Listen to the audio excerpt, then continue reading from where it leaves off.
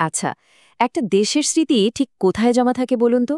মানে তার জয়ের গল্প, সংগ্রামের ইতিহাস, সেরা সব লেখালেখি, এই সব কিছু? নামটা শুনলে কি মনে হয়? আর্কাইভস ও গ্রন্থাগার অধিদপ্তর। বেশ ভারী একটা সরকারি নাম, তাই না? কিন্তু বিশ্বাস করুন, এই নামের আড়ালে এর দেয়ালের ভেতরে লুকিয়ে আছে আস্ত একটা বাংলাদেশের আত্মা। চলুন না আজ আমরা সবাই মিলে সেই স্মৃতির ভাণ্ডারে একটা ডুব দিই। কখনো কি মনে হয়েছে যে একটা জাতি তার সবচেয়ে দামি সম্পদগুলো, মানে তার মেমোরি, তার গল্প, তার ইতিহাস, এগুলো সব কোথায় রাখে? কোনো গুপ্ত সিন্ধুকে, বা হয়তো কোনো বিশাল জাদুঘরে? উত্তরটা কিন্তু একদম সহজ আর ভীষণ শক্তিশালী। একটা দেশ তার সবকিছু রাখে তার জাতীয় আর্কাইভস আর জাতীয় গ্রন্থাগারে। বলা যায় ঠিক এখানেই একটা দেশের আসল আত্মাটা যত্ন করে রাখা হয়। তো আমাদের আজকের এই সফরে আমরা কি কি দেখব? প্রথমে তো জানব এই স্মৃতি ভাণ্ডার জিনিসটা আসলে কি। এরপর একটু টাইম ট্রাভেল করে এর ইতিহাসটা দেখে আসব। তারপর দেখব এর দুটো মূল পিলার, মানে আর্কাইভস আর লাইব্রেরি কিভাবে কাজ করে, আর সাধারণ মানুষের জন্যই বা এখানে কি কি সুবিধা আছে। আর শেষে দেখব ডিজিটাল যুগে এটা নিজেকে কিভাবে বদলে নিচ্ছে, আর কেনই বা এটা আমাদের সবার জন্যে এতটা ইম্পর্ট্যান্ট। তো আর দেরি কেন, চলুন শুরু করা যাক। ওকে, তো প্রথমেই আসা যাক একদম কোরে। এই যে আমরা বলছি জাতির স্মৃতি ভাণ্ডার, এর মানেটা আসলে কি? চলুন ব্যাপারটাকে একটু সহজ করে বুঝি। খুব সহজ করে বললে এই প্রতিষ্ঠানটার আসলে দুটো প্রধান কাজ। প্রথমটা হলো বাংলাদেশের জন্মলগ্ন থেকে শুরু করে আজ পর্যন্ত যত সরকারি জরুরি কাগজপত্র আছে সেগুলোকে একদম সুরক্ষিত রাখা। আর দ্বিতীয়টা হলো এই দেশে যত বই ছাপা হয়, যত গবেষণাপত্র বের হয়, তার সবকিছু এক জায়গায় জড়ো করা। মানে একদিকে দেশের অফিসিয়ালি স্মৃতি আর অন্যদিকে দেশের জ্ঞান আর মেধার স্মৃতি, দুটোই এখানে একসাথে আছে। কিন্তু ভাবুন তো, আজকের এই যে বিশাল প্রতিষ্ঠান, এটা তো আর একদিনে গড়ে ওঠেনি, তাই না? এর পেছনের গল্পটা কিন্তু বেশ লম্বা, ১০০ বছরেরও বেশি পুরনো। চলুন সেই ইতিহাসের পথ ধরেই হেঁটে দেখি এর শেকড়টা ঠিক কোথায় গিয়ে ঠেকেছে। এর গল্পের শুরুটা কিন্তু আজকের বাংলাদেশ থেকে বেশ দূরে, সেই ১৮৯১ সালের কলকাতা শহরে। ব্রিটিশ আমলে তখন তৈরি হল ইম্পিরিয়াল রেকর্ড ডিপার্টমেন্ট। এরপর এলো ১৯৪৭ সাল, দেশ ভাগ হল। তখন ওই প্রতিষ্ঠানটাই হয়ে গেল ভারতের জাতীয় আর্কাইভস। এর ঠিক ৪ বছর পর ১৯৫১ সালে করাচিতেও পাকিস্তানের জন্য একটা ন্যাশনাল আর্কাইভস তৈরি হল। কিন্তু আমাদের ভাগে কি ছিল? সত্যি বলতে স্বাধীনতার আগে পর্যন্ত ঢাকায় এর একটা নামমাত্র শাখা ছিল, ব্যাস। ভাবা যায় ওই ছোট্ট একটা অফিস থেকেই কিন্তু আজকের এই বিশাল প্রতিষ্ঠানের জন্ম। এটা আসলে আমাদের নিজেদের জাতীয় পরিচয়েরই একটা জার্নি। এই পুরো অধিদপ্তরটা আসলে দুটো মজবুত পিলারের উপর দাঁড়িয়ে আছে।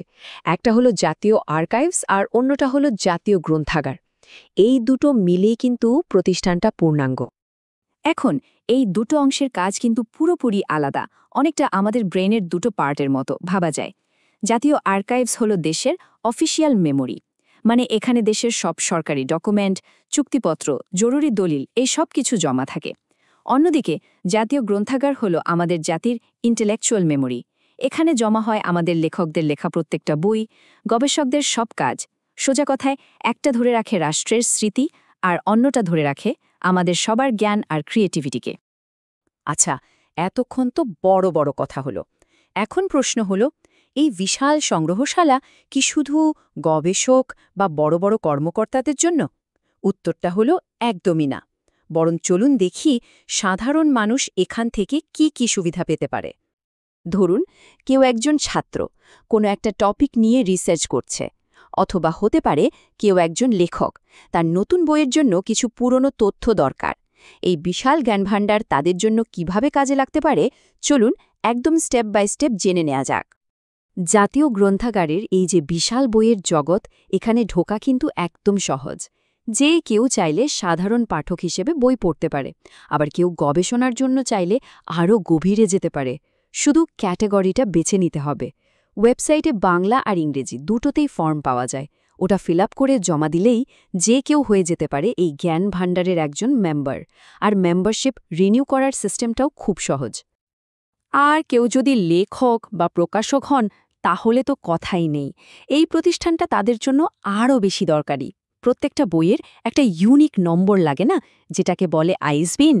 এই নম্বরটা ছাড়া কিন্তু কোনো বই আন্তর্জাতিকভাবে স্বীকৃতি পায় না।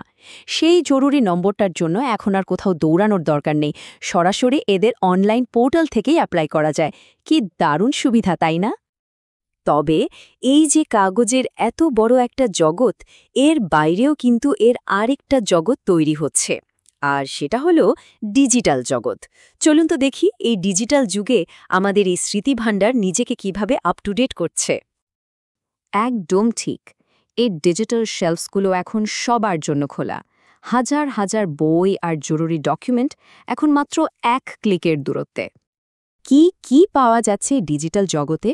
পুরনো দলিলের জন্য আছে আর্কাইভ শেলফ, বইয়ের জন্য আছে বুক শেলফ।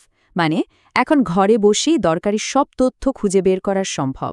শুধু তাই না, লেখকদের জন্য অনলাইন ISBN অ্যাপ্লিকেশন থেকে শুরু করে সরকারি সেবা প্ল্যাটফর্ম মাইগভের সাথে ইন্টিগ্রেশন, সব কিছুই করা হয়েছে একটা কারণে, যাতে এই জ্ঞানের ভাণ্ডারটা সত্যি সত্যি সবার হাতের মুঠোয় চলে আসে। তো আমরা আমাদের এই সফরের একদম শেষ পর্যায়ে চলে এসেছি। এতক্ষণ ধরে আমরা যা যা জানলাম, তারপর একটা প্রশ্ন তো আসতেই পারে, আখির এই প্রতিষ্ঠানটি আমাদের জন্য কেন এতটা জরুরি? আমার মনে হয় এই একটা লাইনই এর পুরো উদ্দেশ্যটা পরিষ্কার করে দেয়। আজকের রেকর্ডগুলো সংরক্ষণ করা আগামী দিনের ঐতিহ্যের জন্য। এর চেয়ে সহজ আর সুন্দর করে এর গুরুত্বটা হয়তো আর বোঝানো যাবে না। তার মানে এটা আসলে শুধু কিছু কাগজপত্রের ঠাসা একটা বিল্ডিং না, এটা তার চেয়ে অনেক বেশি কিছু। এটা আমাদের জাতীয় পরিচয়ের ভিত্তি, আমাদের জ্ঞানের একটা বিশাল রিসোর্স, আর সবচেয়ে বড় কথা, এটা ভবিষ্যৎ প্রজন্মের সাথে আমাদের বর্তমানের একটা ব্রিজ বা সেতু। যাবার আগে চলুন সবাই মিলে একটা প্রশ্ন ভাবি। এই প্রতিষ্ঠানটা যেমন আমাদের আগের প্রজন্মের স্মৃতিগুলোকে আমাদের জন্য ধরে রেখেছে, ঠিক তেমনি আমরা আমাদের পরের প্রজন্মের জন্য কি রেখে যাচ্ছি? প্রশ্নটা কিন্তু ভাবার মতো, তাই না?